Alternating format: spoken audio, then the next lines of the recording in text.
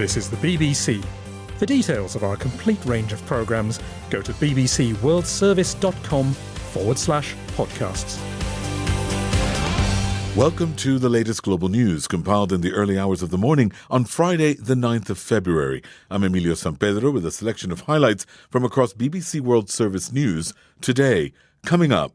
They were notoriously brutal toward their captives. They did mock executions, they did waterboarding, they did crucifixions. 2 British men who had been fighting for the Islamic State group have been captured by Syrian Kurdish fighters. Also in the podcast, Bermuda has repealed its same-sex marriage laws, and the British government faces criticism for not preventing it. The first territory in the world to repeal same-sex marriage is British Bermuda, and they did it with your express permission.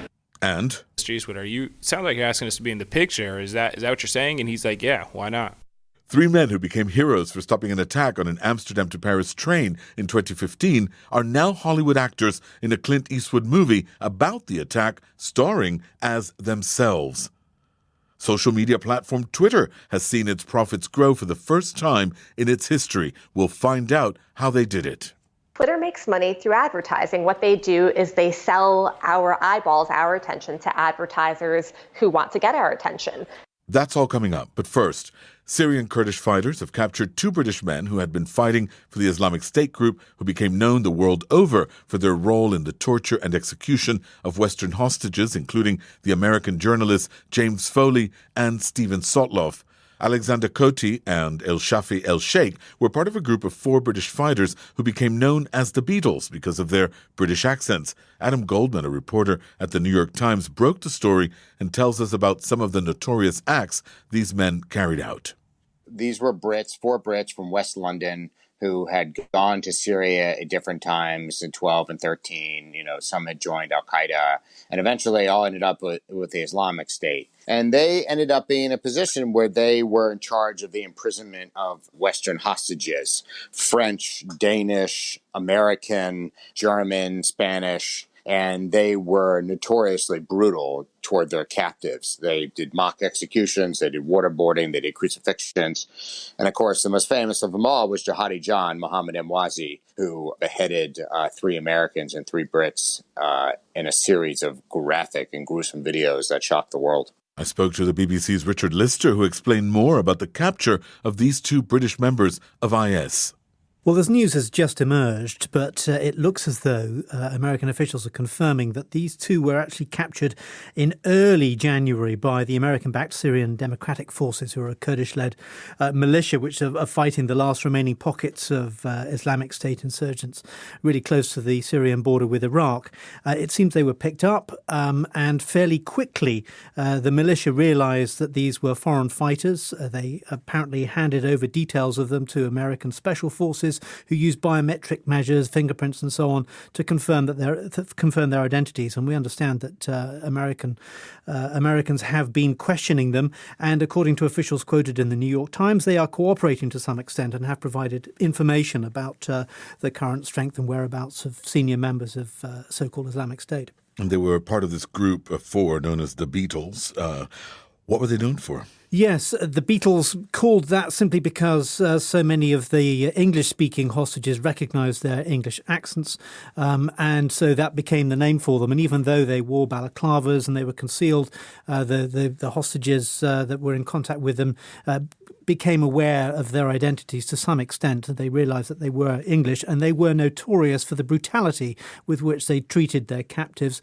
US officials believe they were responsible for torturing and killing at least 20 primarily foreign hostages in the most brutal way, and they used this for propaganda purposes. Many of these beheadings were carried out and then shown on social media, and they were used as recruiting tools. So certainly as far as propaganda is concerned, they were particularly valuable to Islamic State. And this is another sign the corner's been turned in the fight against Islamic State. Yes, and I suppose we should be aware that 2 of the members of this group of 4 West Londoners were already accounted for. One of them, the man known as Jihadi John, was killed by an airstrike in November 2015. Another, Ain Davis, was arrested in Turkey also in November 2015, is now in prison there on terrorist charges. These were the final 2. And I suppose one thing that the interrogators of these two will be particularly keen to find out about will be any information about Abu Bakr al-Baghdadi, who, of course, was responsible for proclaiming the self-styled caliphate and projecting the power of ISIS.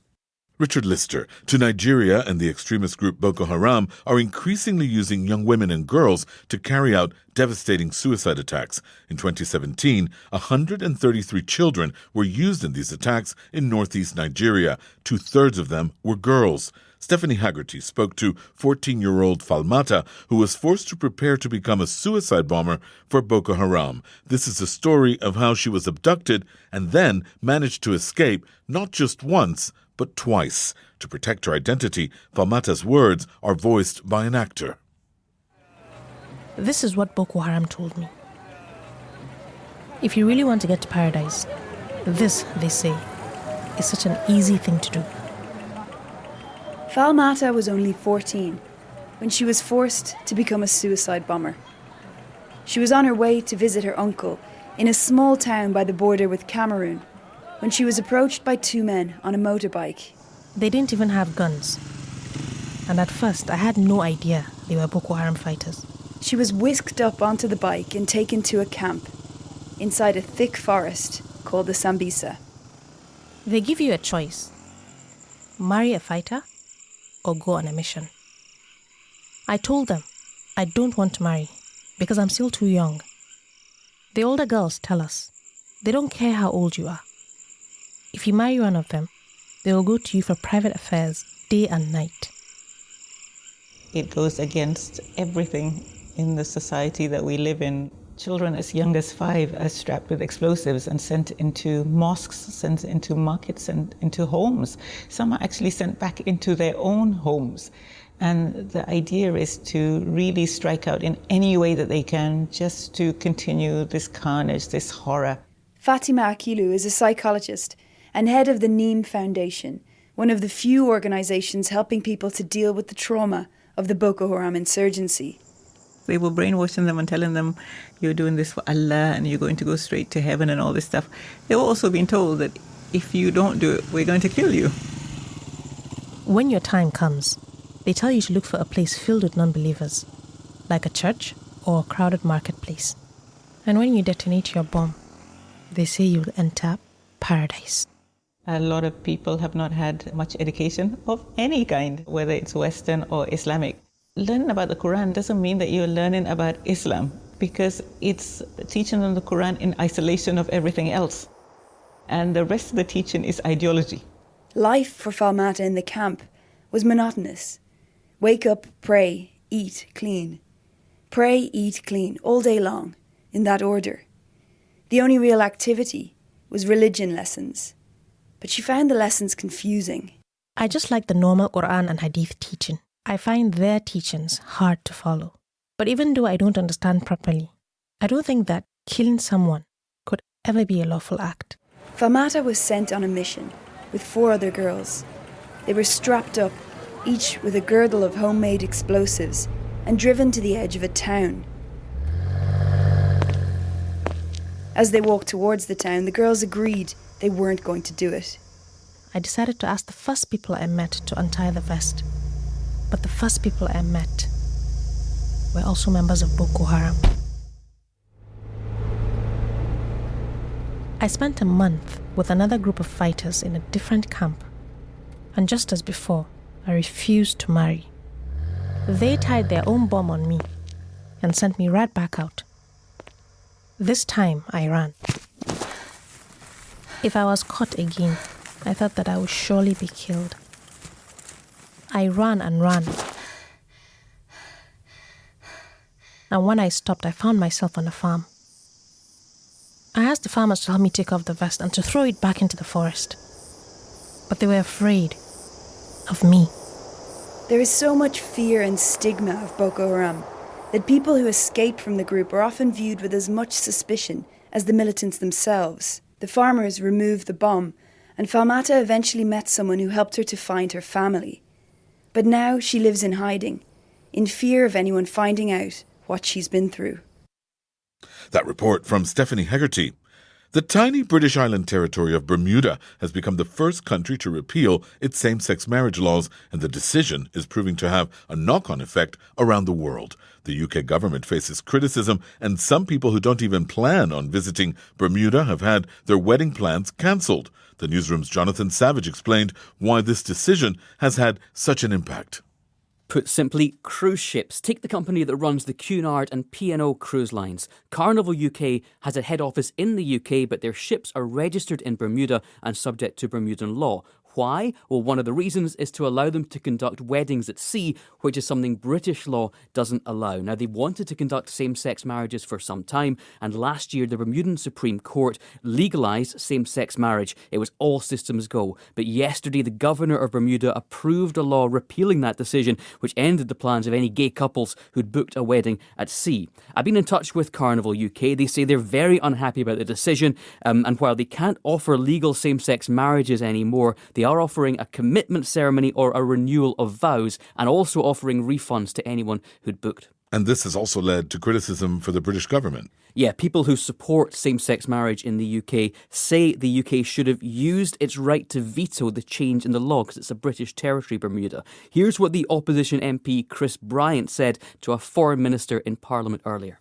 Does the minister not really worry that when she tells the Russians to respect LGBT rights in Chechnya, or when she tries to convince India or Pakistan or Indonesia to change the law and to benefit LGBT people, those countries will just laugh at her and say, look, the first territory in the world to repeal same-sex marriage is British Bermuda, and they did it with your express permission. That's Chris Bryant, and here's Foreign Office Minister Harriet Baldwin defending the government's position. This government is committed to promoting lesbian, gay, bisexual and transgender equality globally through projects, partnerships and persuasion. In engaging with the British Overseas Territories, we have to respect that they are separate, self-governing jurisdictions with their own democratically elected representatives that have the right to self-government. It's worth pointing out that while same-sex marriage is no longer legal in Bermuda, the new law introduces domestic partnerships with what they say are the same rights as marriage, and couples already married will not have their marriages annulled. Jonathan Savage reporting. In 2015, 3 Americans became heroes when they stopped an armed attack on a train from Amsterdam to Paris, in which one man had already been shot and injured. Now they've become Hollywood actors in Clint Eastwood's movie based on the attack, The 1517, to Paris. In an unusual twist, the 3 men recreate events and play themselves in the movie. Our arts correspondent Vincent Dowd went to meet them.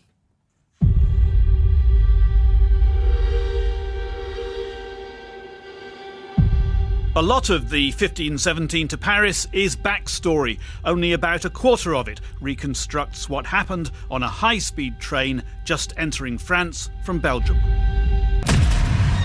When the Moroccan Ayoub Al-Kazani emerges armed with an assault rifle and 270 rounds of ammunition, the 3 Americans who on screen do most to stop him are the real thing.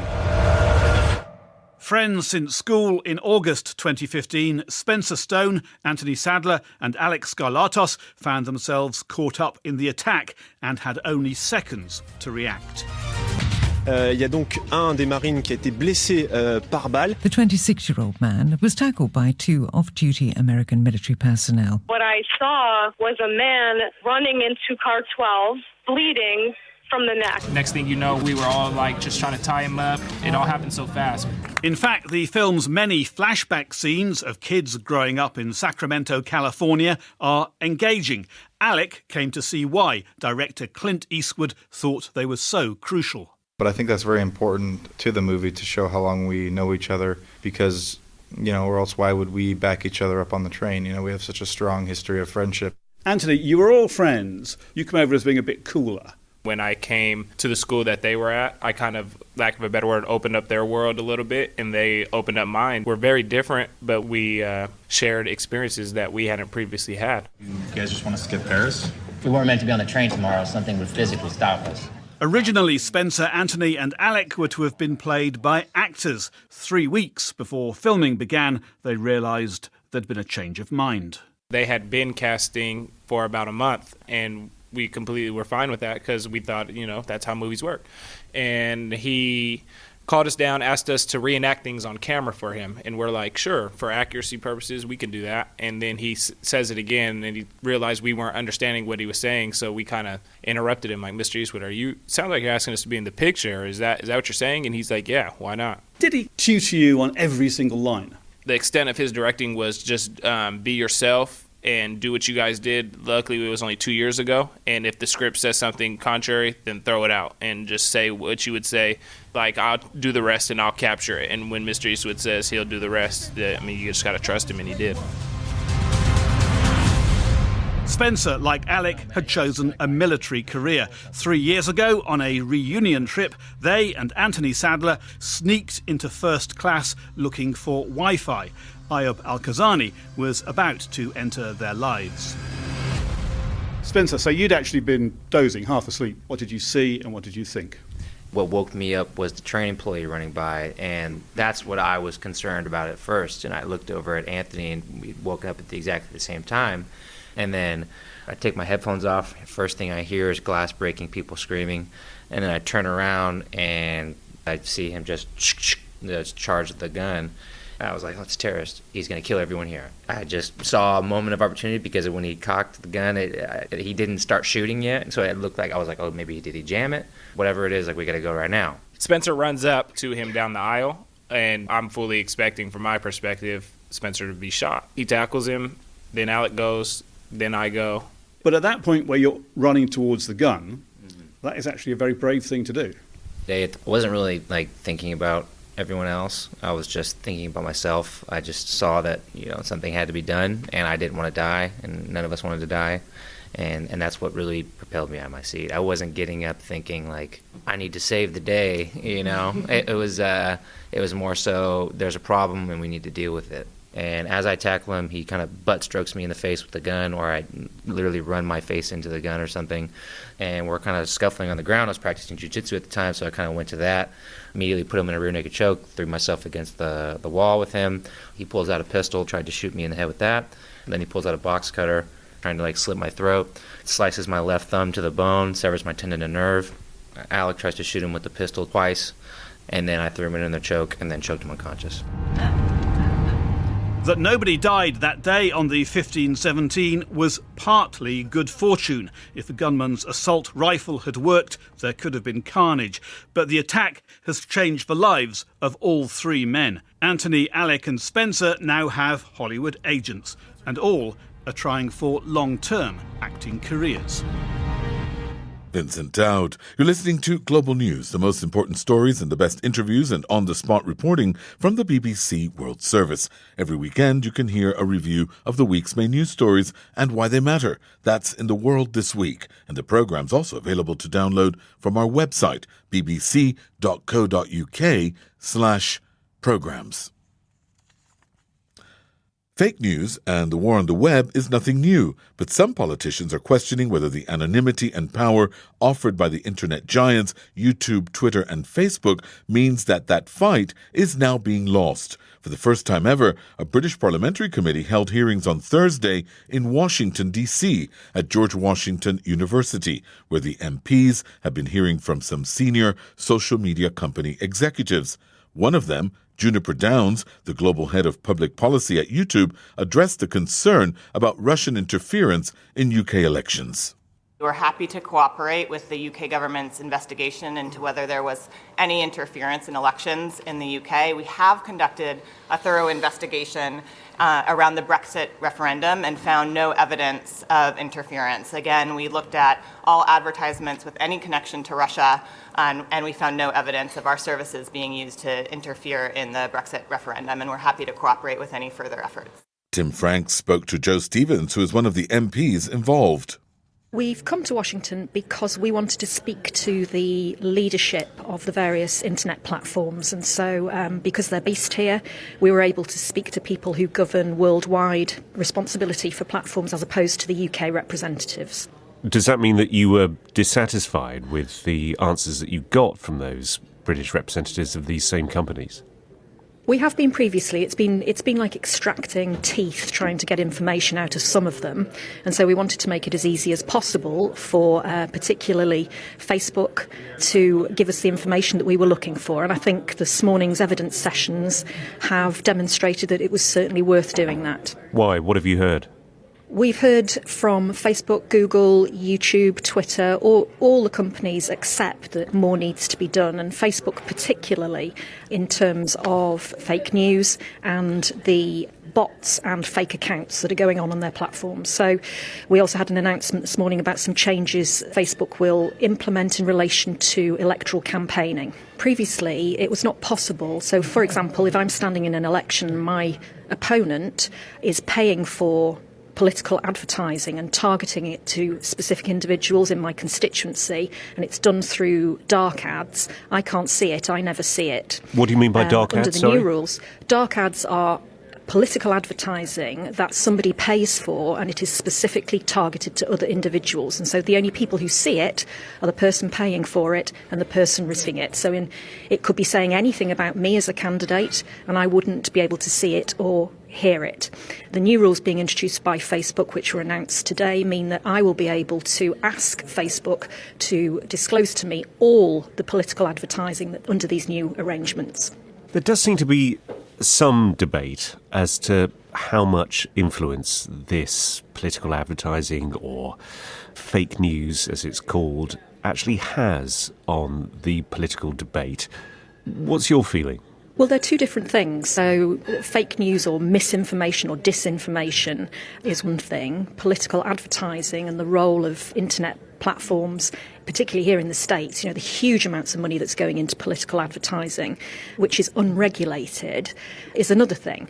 But they do have an impact. So we know that there has been evidence uncovered about interference in the Brexit referendum in terms of Russian interference. We've heard evidence about that today, but also in relation to the US presidential election. They are linked, though, in the sense that they're often put together as tools that are used by particularly strategic rivals, countries such as Russia, who want to, as far as their accusers are concerned, destabilise the political environment. And I just wonder, again, when you heard, I think, Twitter's head of public policy, he said that the accounts linked to one particularly notorious Russian troll factory amounted to an absolutely minuscule percentage of the tweets that were issued ahead of the Brexit referendum.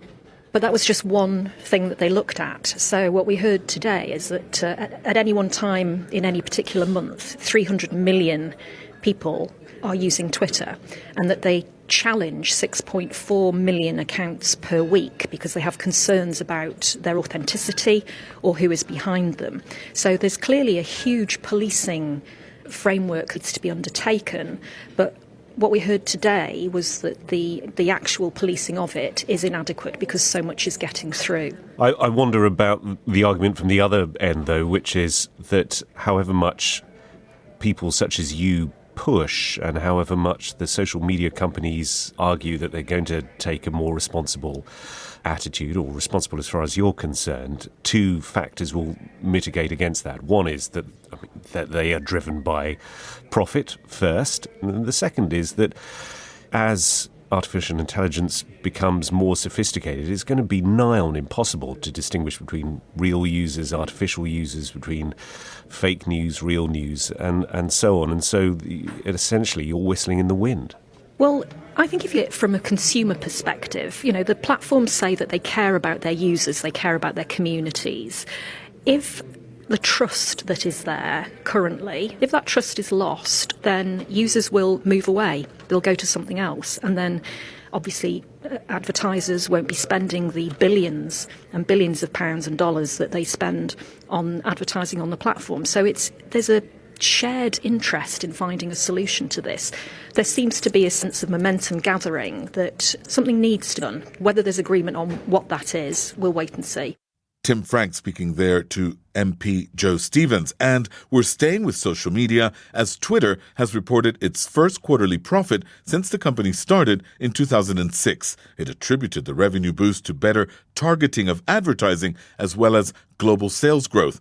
Chloe Tilley spoke to NPR tech reporter Arti Shahani, who is in Oakland, California, about how much money Twitter made. Twitter reported profits of $91 million US on $732 million in revenue for the fourth quarter. And to put that into perspective, competitor Facebook had $4.25 billion profit. So, small compared to, but for Twitter, the very first time since they went public in 2013. So just explain to people listening who may well be scratching their heads, how does Twitter make money? Twitter makes money through advertising. What they do is they sell our eyeballs, our attention to advertisers who want to get our attention. And, arguably in the past, they had not been doing a very good job of selling to advertisers. Advertisers were very concerned that they weren't seeing a return on their investment. Hey, we're paying for nothing. Are we paying for fake accounts? Are we paying for real people or bots? And, what has happened, Twitter reports, is that ad engagement by users actually clicking on things increased 75% from a year earlier.